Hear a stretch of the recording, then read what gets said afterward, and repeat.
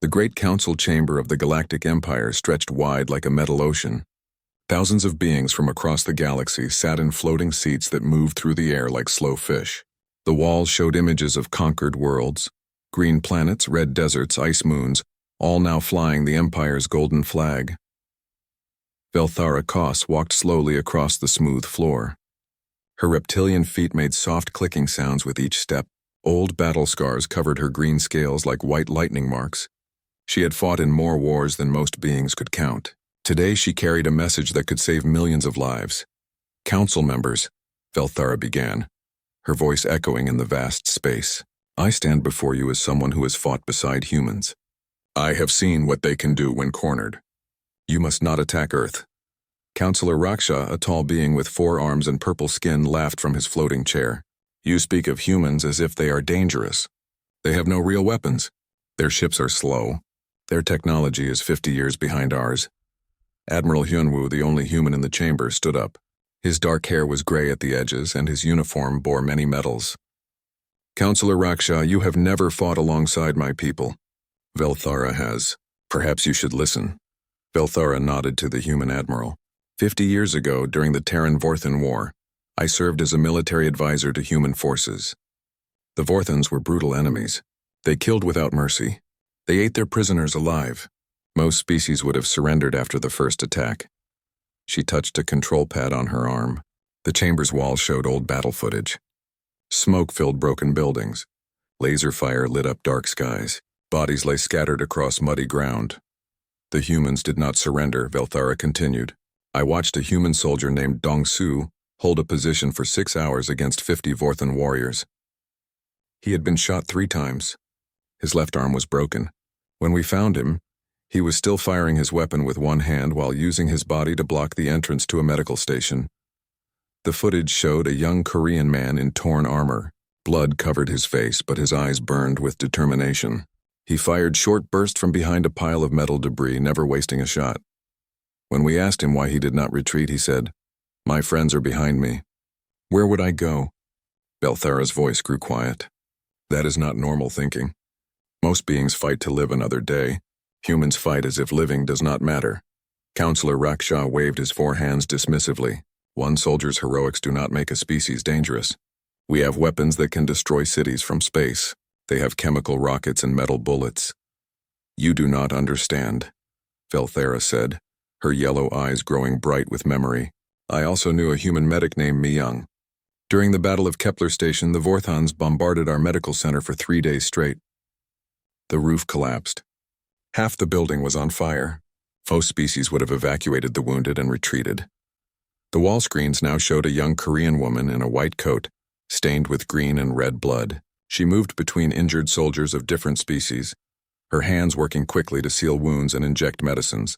Explosions shook the building around her, but she never stopped working. Mi-young stayed, Velthara continued. She operated on wounded soldiers while the building burned above her head. When a piece of metal fell and crushed her leg, she kept working from the floor.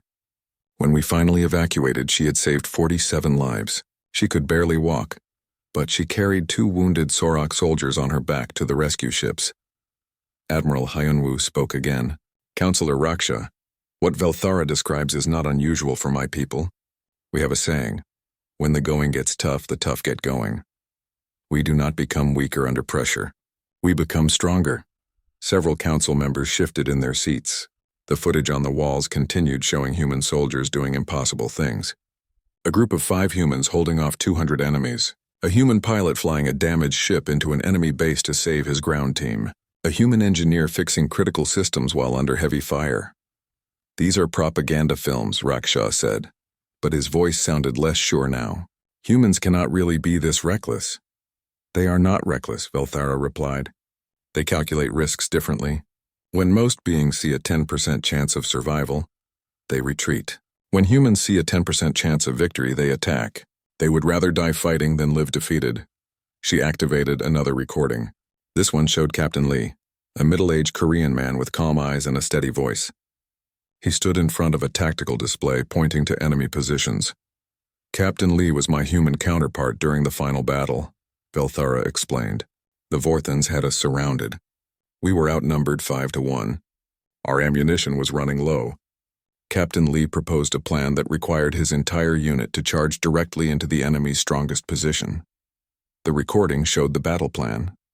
Red dots representing enemy forces surrounded a small cluster of blue dots representing the Allied forces. Lee's plan showed the blue dots moving straight into the center of the red mass. I told him the plan was suicide, Velthara said. He smiled and said maybe, but if we die moving forward. His soldiers agreed without question. They sang songs as they charged. Songs about their homeland, their families, their honor. They broke through enemy lines and won the battle.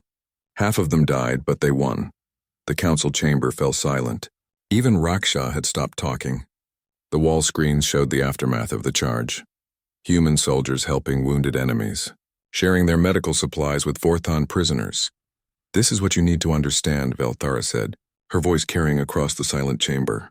Humans do not fight like other species. They do not fight for territory or resources or glory. They fight for each other. And when you threaten their home, their families, their way of life, they will fight with a fury that will burn your armies to ash. Admiral Hyun Woo stood again. The Empire has conquered many worlds, but you have never faced a species that considers defeat worse than death. If you attack Earth, you will not be fighting an army. You will be fighting an entire species that refuses to lose. Counselor Raksha was quiet for a long moment. Then he spoke in a voice full of confidence that sounded forced. The Council appreciates your concerns, but humans are still primitives with simple weapons. Our analysis shows their military can be defeated in 6 standard weeks. The vote will proceed as planned. The vote began. Lights flashed on the voting displays throughout the chamber. Velthara watched the numbers change.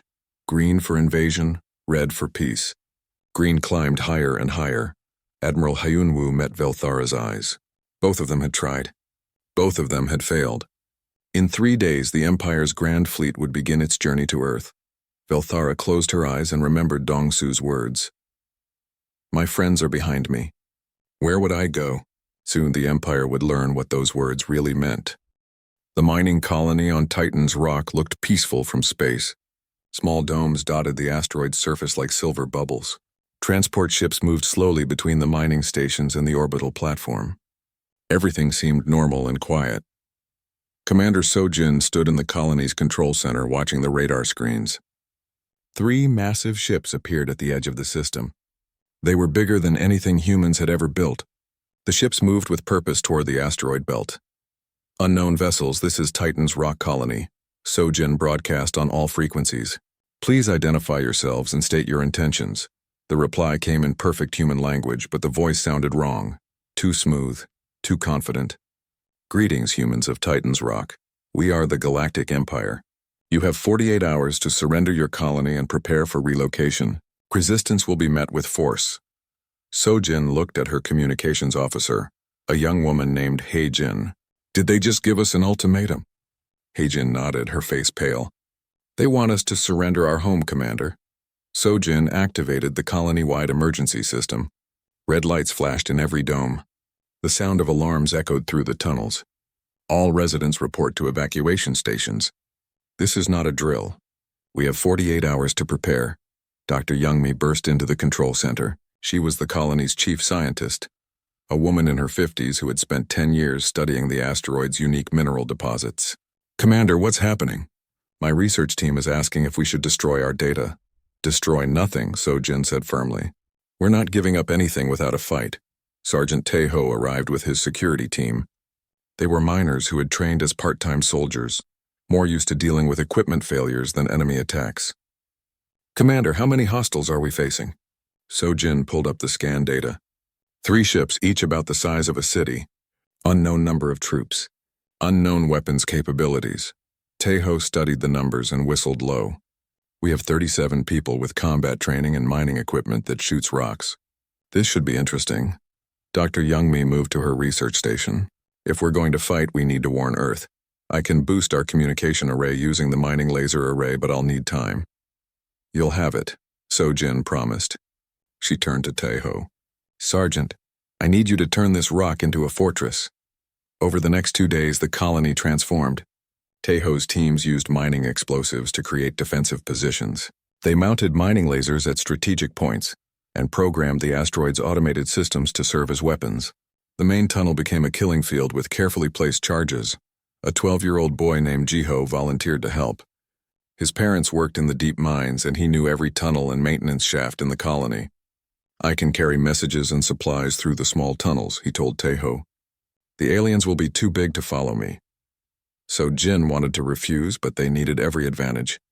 "Stay in the tunnels, Jiho. No heroics." The boy grinned. "My dad says heroes are just people who do their job when things get scary." When the Empire ships finally attacked, they expected quick victory. The first landing shuttles approached the main docking bay, where they thought frightened miners would be waiting with their hands raised. Instead, they found Taeho and 15 colonists in mining suits, armed with cutting tools and explosives. The mining laser that usually cut through asteroids now cut through Empire armor. "Welcome to Titan's Rock," Taeho said over the radio as the first wave of alien soldiers fell.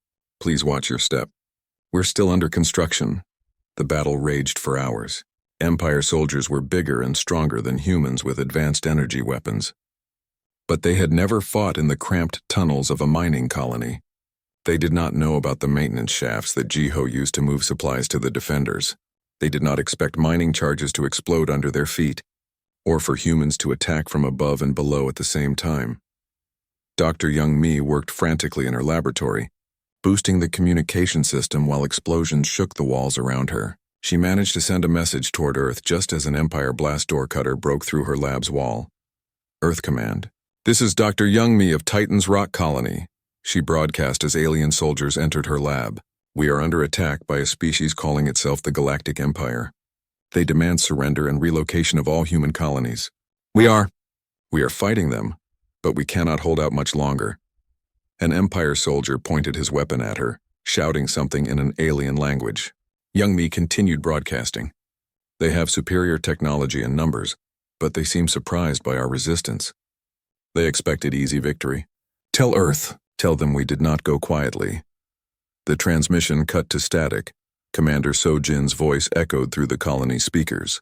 "All defenders, this is the commander. We've held them for 6 hours. That's 6 hours longer than they expected. Keep fighting. Make them pay for every tunnel, every room, every inch of our home." The Empire forces finally broke through to the main control center. General Raksha, leading the invasion personally, expected to find defeated humans ready to surrender. Instead, he found Sojin and her remaining defenders preparing their final charges. "You could have surrendered," Raksha said through his translator. "Your colony is lost. Why do you continue this pointless resistance?" Sojin smiled, her mining suit torn and bloodied. "Because this is our home, and because every minute we hold you here is another minute for Earth to prepare." She triggered the charges. The control center exploded, taking out Sojin, her remaining defenders, and half of Raksha's assault team. When the battle finally ended, the Empire controlled a shattered asteroid and some damaged mining equipment. They had lost 300 soldiers, taking a mining colony that should have surrendered without a fight. General Raksha stood in the ruins of the control center, looking at the bodies of the human defenders.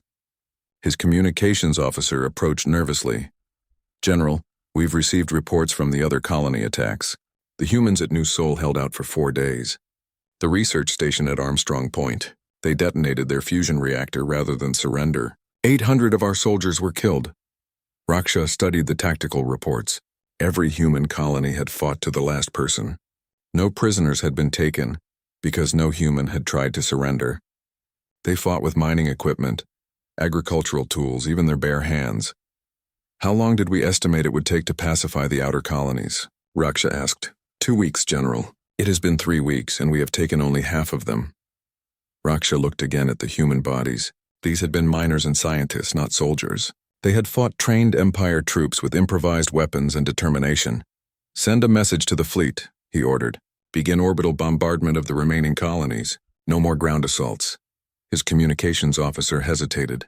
"General, orbital bombardment will destroy the infrastructure we came to capture." "The infrastructure is worthless if we lose our entire army taking it," Raksha replied. "These humans, they fight like something I have never seen before." High above, the Empire fleet began charging their orbital weapons.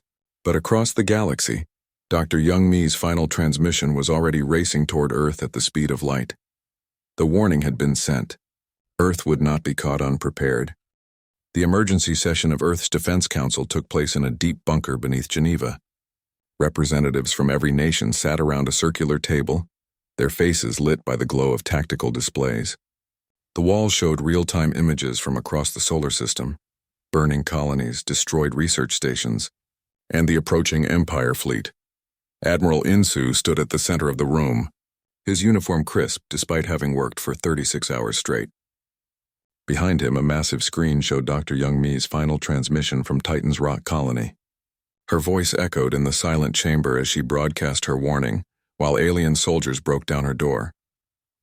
"Ladies and gentlemen," Admiral Insu began, "they wanted to break our spirit by murdering our children.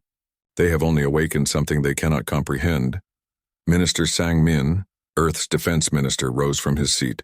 He was an older man with gray hair and steady hands that had signed 100 peace treaties. Today, those same hands would sign orders for total war. "The Empire believes we will surrender when faced with superior numbers," Sang Min said. "They have studied our history poorly. Humans have never been good at surrendering." General Kyung-suk activated her presentation.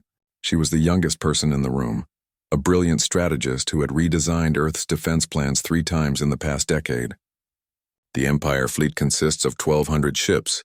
Our fleet has 130 vessels. In a conventional battle, we would be destroyed in hours." Murmurs of concern filled the room. The numbers were overwhelming. "However," Kyung-suk continued, "the Empire expects conventional warfare. They expect us to meet their fleet in space, fight a organized battle, and surrender when defeat becomes obvious. They do not understand that we stopped fighting conventional wars centuries ago." She touched her control pad. The display changed to show Protocol Prometheus, Earth's ultimate defense plan.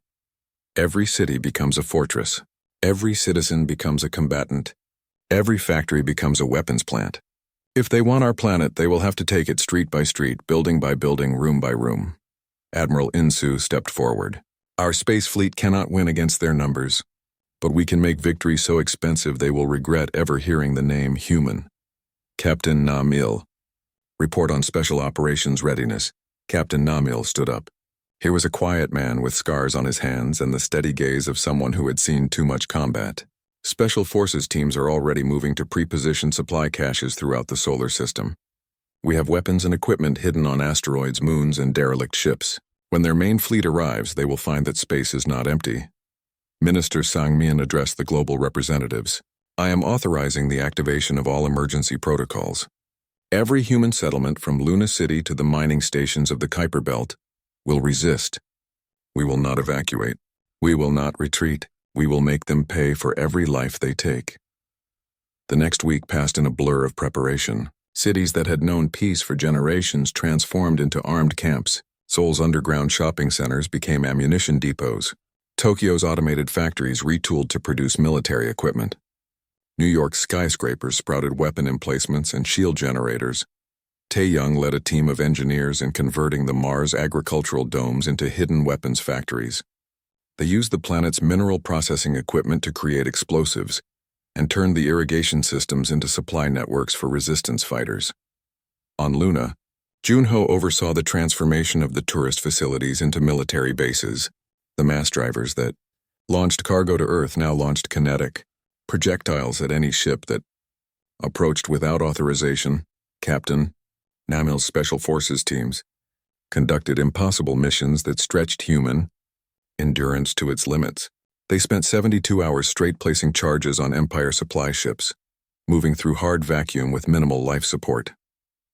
The Empire had never encountered troops who could function effectively on 2 hours of sleep and concentrated food paste. When the Empire fleet finally arrived at Earth, they expected to find a frightened population ready to surrender. Instead, they found Admiral Insu's fleet waiting for them in perfect formation. "Empire fleet, this is Admiral Insu of the Earth Defense Force." The Admiral broadcast on all frequencies. "You have attacked our colonies and murdered our citizens. We reject your demands for surrender. If you want our world, come and take it." The Empire commander, Fleet Admiral Zeth Kara, replied with amused confidence. "Human Admiral, you are outnumbered 10 to 1. Your weapons are primitive. Your ships are slow. Surrender now and your deaths will be quick." Insu smiled grimly. "Fleet Admiral, you clearly haven't been paying attention to our recent history. We specialize in doing the impossible. Earth Fleet, attack formation. Show them what humans do when the odds are bad.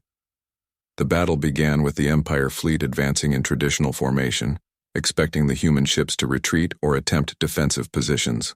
Instead, the Earth ships accelerated directly toward the enemy fleet. Colonel Bong Su, commanding the destroyer Soul's Pride, led his ship straight into the center of the Empire formation. His ship was smaller and more lightly armored than the enemy dreadnoughts, but it was also faster and more maneuverable. All weapons, concentrate fire on their flagship, Bong Su ordered. Ram course. If we're going down, we're taking their command ship with us. Soul's Pride punched through the Empire battle line, its weapons blazing. The ship's armor melted under enemy fire, but Bong Su's crew kept fighting. When their main guns failed, they used mining lasers.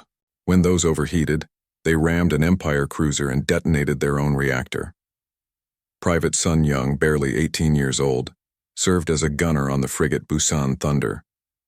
When her ship lost main power, she manually operated the point defense systems while the ship drifted helpless through the battle. She held off 3 Empire fighters until rescue arrived, firing the ship's guns by hand while breathing from an emergency oxygen tank. The battle raged for 6 hours. When it ended, both fleets were decimated. The Empire had won, but barely. They had expected to lose perhaps 50 ships taking out the human fleet.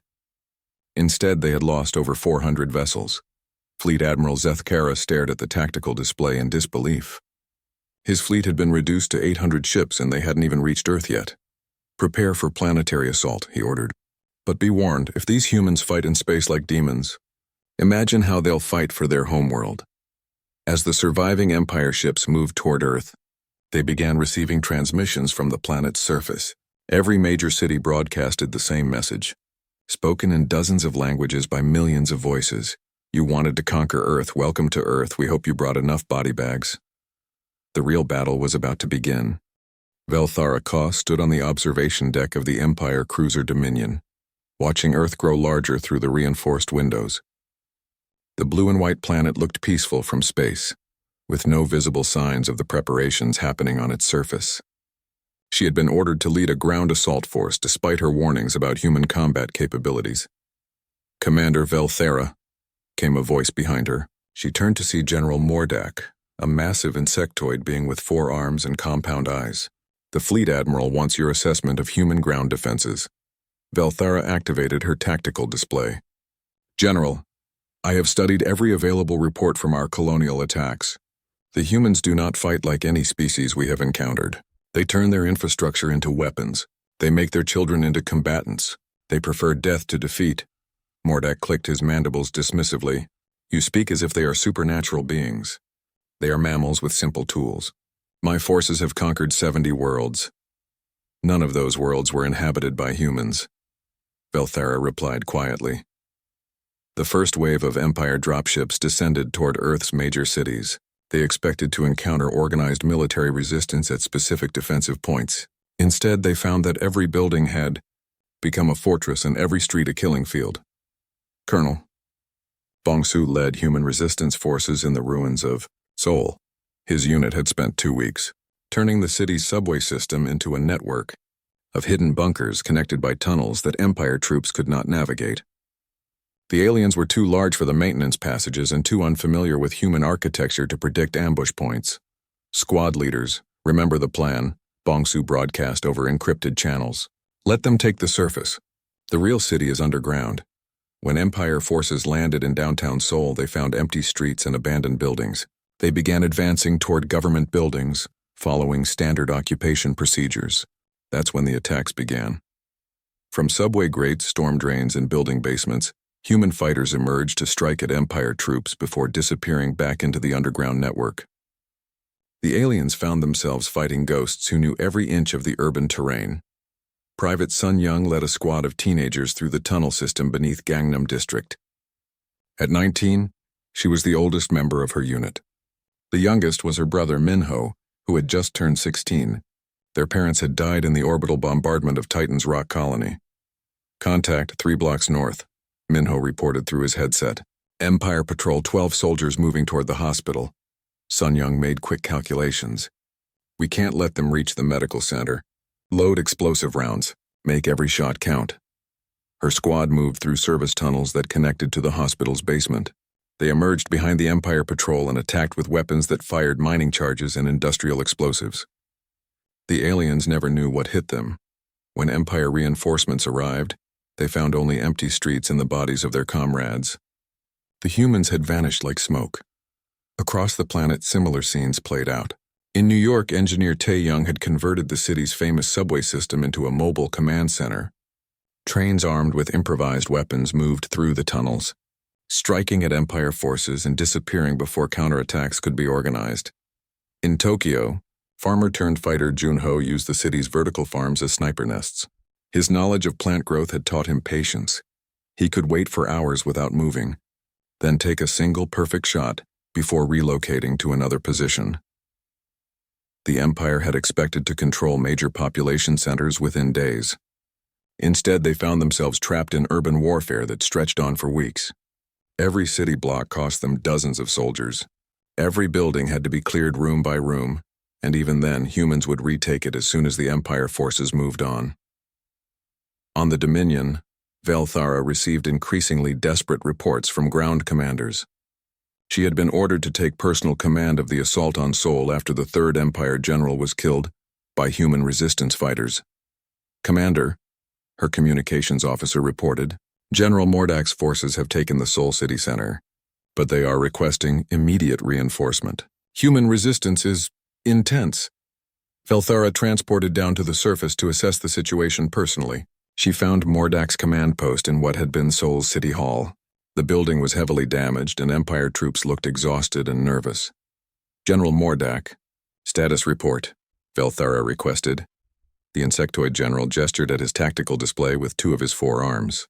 "We control approximately 60% of the city's surface area. However, the humans continue to attack from underground positions we cannot locate.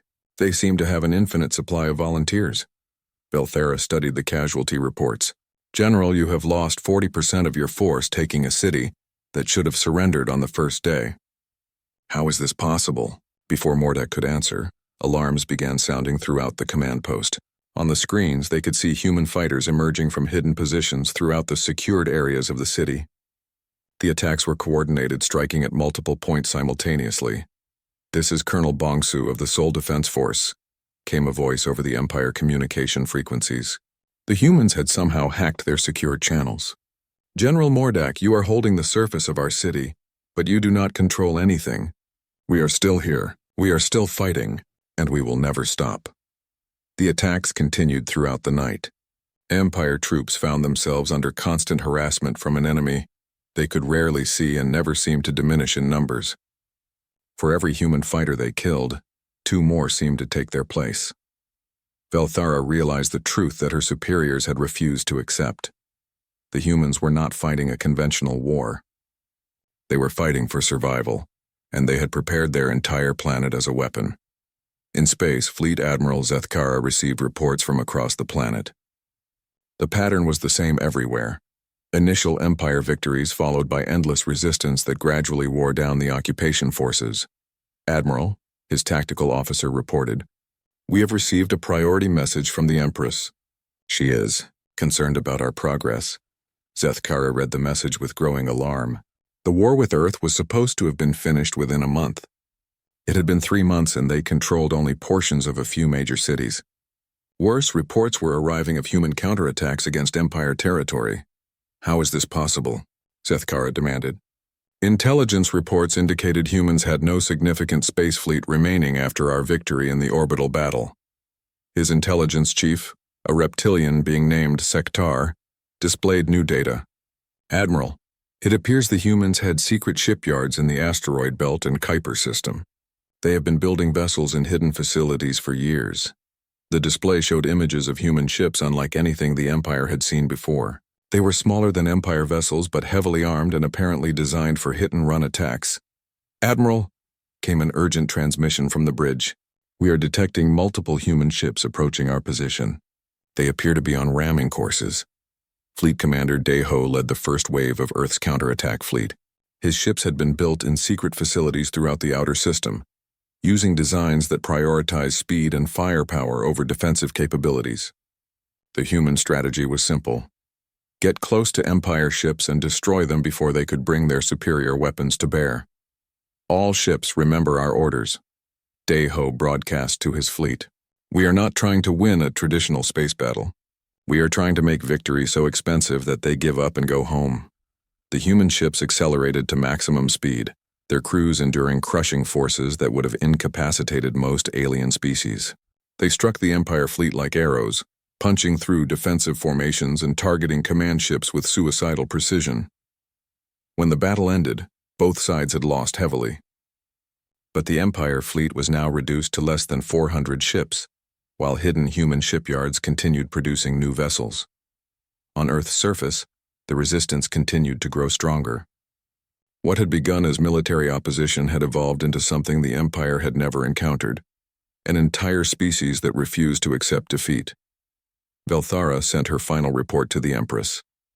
Your Majesty, the humans do not fight to conquer territory. They fight to ensure their enemies cannot win. We cannot defeat a species that views death as preferable to submission. The response came back within hours. Commander Velthara, you are hereby ordered to implement total pacification protocols. Use whatever force is necessary to break human resistance. Velthara stared at the orders for a long time. Then she thought about Captain Lee and the humans who had fought beside her 50 years ago. She thought about young Sun Young and her brother, fighting in the tunnels beneath Seoul. She thought about the cost of ignoring wisdom. For the first time in her military career, Velthara was prepared to disobey a direct order. The Galactic Empire's capital world had never been attacked in its 1,000-year history. Golden spires reached toward the stars, and floating platforms carried millions of beings through the crystal-clear sky. The planet was protected by the most advanced defensive systems in the galaxy, and surrounded by the Empire's home fleet. Admiral Insu studied the tactical display aboard his flagship, the Incheon Victory. Around him, the surviving ships of Earth's counterattack fleet prepared for what most military experts would consider suicide, a direct assault on the Empire's homeworld. Admiral, reported his tactical officer, Commander Wu Jin, long-range sensors show approximately 600 Empire vessels defending the capital. Our fleet consists of 47 ships. Insu nodded calmly. Commander, in the past 6 months we have learned that numbers don't tell the whole story. Have all ships received the target packages? Yes, sir. Primary targets are orbital defense platforms, shipyards, and communication centers. We're not trying to conquer the planet. Just make them understand the cost of threatening Earth. The human fleet had traveled for 3 weeks through captured Empire territory, using navigation data taken from destroyed ships. They had avoided major battles, striking only at isolated targets and gathering intelligence. Now they faced the Empire's last stronghold. On the Empire capital, Empress Velnara received increasingly desperate reports from across her territory. 12 worlds had declared independence rather than continue supporting the war against Earth. The Sauroch Confederation had withdrawn their military support. Even her own generals were questioning the wisdom of continuing the conflict. Your Majesty, her military advisor reported, we have lost contact with 60% of our forces on Earth.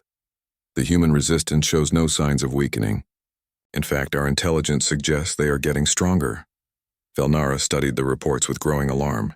The war that was supposed to demonstrate Empire power had instead revealed Empire weakness. What about the pacification protocols? Has Commander Velthara implemented total warfare measures? Your Majesty, Commander Velthara has refused the order. She claims that total warfare against humans will only make them fight harder. Before the Empress could respond, alarms began sounding throughout the palace. Her defense coordinator rushed into the throne room, his 4 eyes wide with panic. Your Majesty, human ships have somehow penetrated our outer defenses. They are attacking orbital installations throughout the system. The Incheon Victory led the human fleet in a lightning assault that caught the Empire defenders completely off guard. The humans had studied Empire defensive patterns during months of fighting and identified weaknesses that no other species had ever exploited. Commander Wu Jin coordinated the attack from his position at the tactical station. Strike Teams Alpha through Delta concentrate fire on defensive platforms. Echo and Foxtrot take out their communication arrays. Golf and Hotel target the shipyards. The human ships moved with precision and speed that amazed the Empire defenders. They had been designed for exactly this type of mission, fast strikes against heavily defended targets. When Empire ships moved to intercept them, the humans simply changed course and struck different targets. Captain Namil led a squadron of fast attack ships against the Empire's primary shipyard. His vessels were outnumbered 5-1, but they had advantages the aliens didn't understand. Human pilots could endure acceleration forces that would kill most species, and they could function effectively even when their ships were severely damaged. All ships, maximum acceleration. We need to reach the shipyard before their reinforcements arrive, Namil ordered. His squadron streaked through the Empire defensive formation, their smaller ships weaving between the massive alien vessels. When they reached the shipyard, they didn't try to capture it. They simply destroyed it with concentrated fire and moved on to the next target. On the surface of the Empire capital, panic spread through the population. For 1,000 years, they had believed their world was invulnerable. Now primitive humans were attacking their most sacred sites with apparent ease. Dr. Yunji, Earth's senior diplomat, transmitted a message to the Empire government from the bridge of a human cruiser. She was a small woman with gray hair and the calm demeanor of someone who had spent decades negotiating peace agreements. Empress Velnara, Dr. Yunji began, I am Dr. Yunji, speaking for the people of Earth. You attacked our colonies and murdered our citizens. You expected us to surrender when faced with superior force. Instead, you have learned that humans do not surrender. The transmission continued as human ships struck targets throughout the Empire capital system. We do not wish to conquer your empire. We do not want to rule other species. We want only one thing: guarantee that you will never again threaten human territory. Empress Velnara watched her orbital defenses crumble under human attack. Her military advisors were shouting conflicting orders, but she could see the truth. Clearly, the Empire was losing a war against a species they had dismissed as primitive. Open a channel to the human fleet, she ordered. Dr. Yunji's image appeared on the throne room's main display. Behind her, the bridge of a human warship showed calm efficiency even in the middle of battle. Dr. Yunji, the Empress began, what are your terms for ending this conflict? The human diplomat consulted a datapad before responding. Complete withdrawal of all Empire forces from human territory. Reparations for destroyed colonies. Recognition of human sovereignty over our claimed systems. And a formal apology for the unprovoked attack on our peaceful settlements. The Empress felt a chill. These were not the terms offered by a species seeking mercy. They were demands made by victors to the defeated. On Earth, Veltharakos received new orders from the Empress. Commander, you are ordered to immediately withdraw all Empire forces from Earth and return to home territory. The war is over. Velthara stood in the ruins of Seoul City Hall, looking at Colonel Bong-Su and his human resistance fighters. They had fought each other for 6 months, but she had developed respect for these strange beings who refused to accept defeat. Colonel Bong-Su, Velthara said through her translator, I have received orders to withdraw. The Empire is ending this conflict. Bong-Su studied her carefully. Are you surrendering? The Empire does not surrender, Velthara replied automatically, then paused. But we are, acknowledging that victory is impossible at an acceptable cost. Private Sun Young, now promoted to sergeant after her months of underground fighting, stepped forward. What about our colonies? What about the people you murdered? Velthara met the young woman's eyes. Your government is negotiating reparations. The Empire will pay for its mistakes. As Empire forces withdrew from Earth, they left behind a planet that had been transformed by war. Cities lay in ruins, but the human population had not been broken. If anything, they seemed stronger and more united than before the conflict began. Commander Wu Jin oversaw the establishment of human monitoring stations throughout former Empire territory.